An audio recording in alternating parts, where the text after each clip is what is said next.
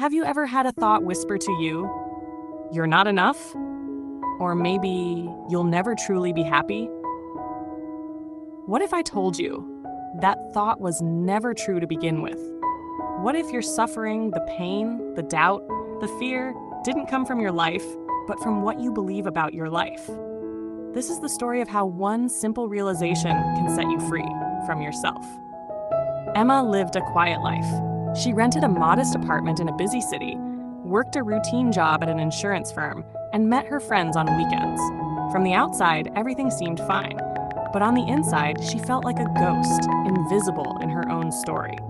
Every morning, she woke up with a strange heaviness in her chest. There was no specific reason, no tragedy, no failure, just a constant fog that never lifted.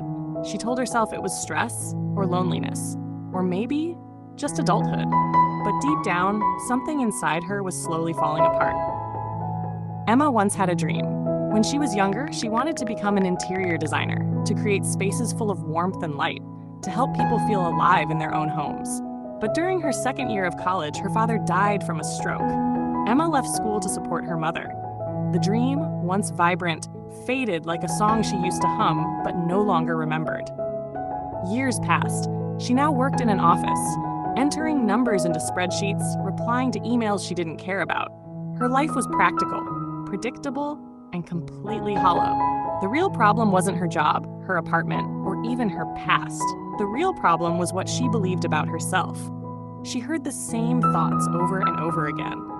You're not good enough. You missed your chance. You'll never be like them. You're just average. And the worst part, she believed every word. Whenever she dared to imagine something different, starting a course, a hobby, or just speaking up, the voice inside her would shout, "Don't be ridiculous. You're not that kind of person.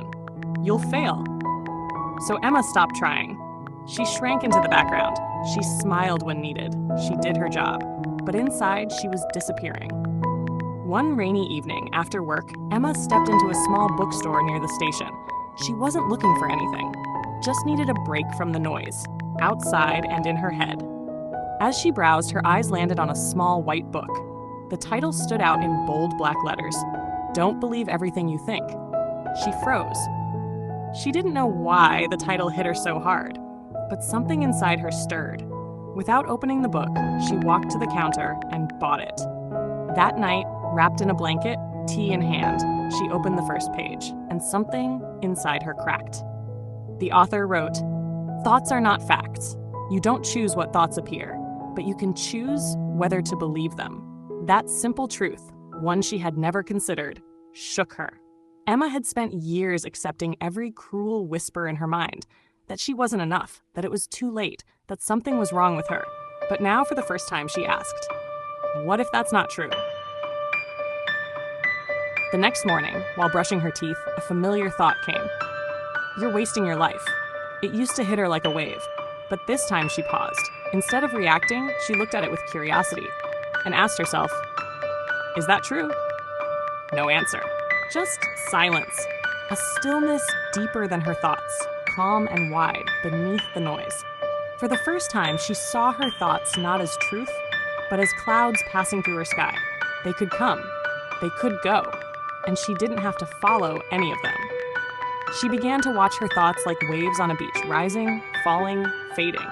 Sometimes they whispered, "You're too old to start again." Others are better than you.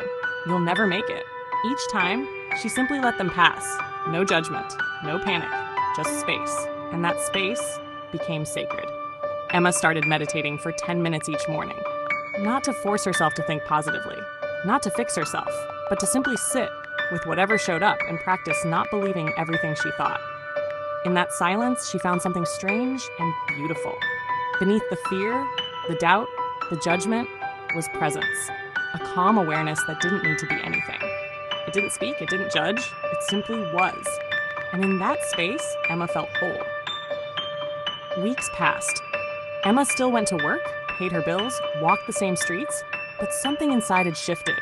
She no longer carried a mind full of shoulds and not enoughs. She walked with curiosity. She smiled more, not out of politeness, but from presence. One afternoon, a coworker mentioned an online course in interior design. They said they were signing up just for fun. Emma smiled and replied, "Oh, cool. I don't think I'd be very good at it, though." That night, she thought about what she'd said. Why had she dismissed it so fast? The answer was clear. That voice.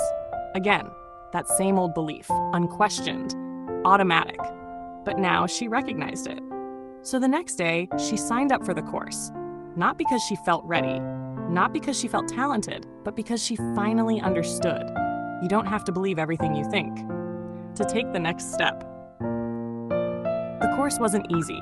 Some nights, she doubted herself. She got things wrong, felt overwhelmed, wanted to quit. And yes, the old voices returned. "You're not cut out for this. You're embarrassing yourself. Just stop." But now she didn't feed them. She let them talk. And then she kept going. A year later, Emma finished the course. She now freelanced part-time for a local design studio. She wasn't famous, she wasn't rich, she wasn't successful in the world's eyes. But she was alive. Not because her life had transformed, but because she no longer let her thoughts define who she was. One evening, walking past the same bookstore, she paused. She stepped inside. There on the shelf, the same white book. She picked it up, smiled, not because it was new, but because it had once opened a door she didn't know existed. A door not into a better version of herself, but into freedom. The truth was never out there, not in her job, her success, her achievements. The truth was simple. She was never broken. She just believed she was. The real prison had always been in her mind, built from thoughts she never questioned. And the key? Not to fix herself, but to stop believing everything she thought. If you've ever felt stuck in your mind, if you've ever heard the whispers, "You're too late," "You're not enough," "Why even try?" then maybe this story is yours too. Maybe freedom doesn't start with changing your life, but with one simple pause. To ask, is that thought really true? Because the truth is, you are not your thoughts. You are the awareness behind them. And that awareness, quiet, steady, and whole, has always been there, just waiting for you to come home. Would you like me to turn this into a professional voiceover script, generate matching images, or create a full video concept around it?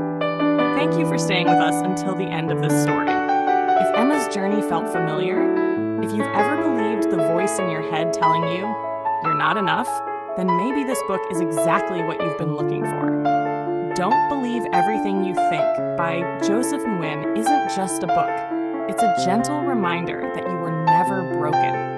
You just believed you were. This book won't tell you to force positive thinking. It won't ask you to become someone else. Instead, it invites you to come home to the peace that's always been within you. You can find the book through the link in the description below. When you purchase through that link, you're supporting this channel and helping us keep creating content that heals, inspires, and uplifts. Read it slowly. Let the words sink in. Because sometimes all it takes is one sentence to change your entire life. Click the link below to begin your journey with Don't Believe Everything You Think.